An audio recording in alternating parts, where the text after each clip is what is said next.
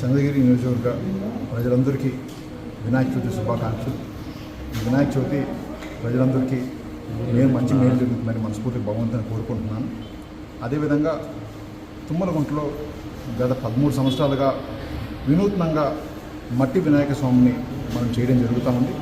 ఎందుకంటే పర్యావరణానికి ఎటువంటి హాని లేకుండా మనం ఎగ్జాంపుల్గా నిలవాలని చెప్పి గత 13 ఏళ్ళుగా ప్రతి సంవత్సరం ఒక్కొక్క టైపు ఒక్కొక్క వినూత్నంగా మనం చేయడం జరుగుతూ ఉంది. అదేవిధంగా ఈ సంవత్సరం కూడా తుంబూరు వినాయక స్వామి అని చెప్పి చేతిలో వీణ, అదేవిధంగా భగవంతుడు మన శివాలయం మీద కూర్చొని ధ్యాన ముద్రలో ఉండే వినాయక స్వామిని ఇక్కడ తయారు చేయడం జరిగింది.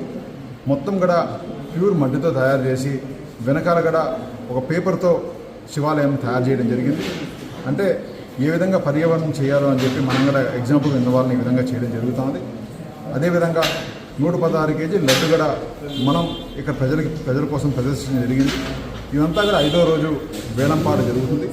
అదేవిధంగా మనం 5వ రోజు అన్నదాన కార్యక్రమం కూడా చేయడం జరుగుతుంది. తప్పకుండా ప్రజలందరూ కూడా తుమ్మలగుంటకు వచ్చి దర్శించుకొని భగవంతుని ఆశీస్సులు పొందాల్సిందిగా ప్రతి ఒక్కరు విజ్ఞప్తి చేస్తున్నాను.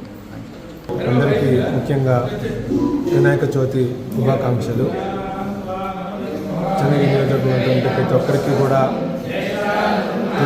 వినాయకుని ఆశీస్సులు పొందాలనేసి మనస్ఫూర్తిగా ఆశిస్తూ, ఏదైతే తుమ్మలగుంటలో గత 13 సంవత్సరాల నుంచి ఎప్పుడు జరిగే ఆనవాయితీ విధంగా ఒక్కొక్కసారి ఒక్కొక్క వినాయకుడిని పెట్టడం జరుగుతుంది.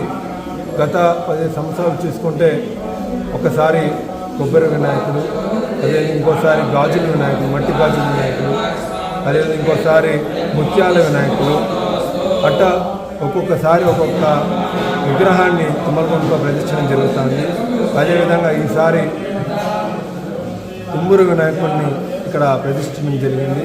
ఎక్కడక్కడ కాలుష్యానికి ఇబ్బంది లేకుండా, ముఖ్యంగా మన మాజీ ఎమ్మెల్యే చెవిరెడ్డి భాస్కర్ గారి ఆధ్వర్యంలో మోహిత్ రెడ్డి గారు ఈ రోజున అన్నీ కూడా ఇక్కడ ఏర్పాట్లన్నీ చేయడం జరిగింది.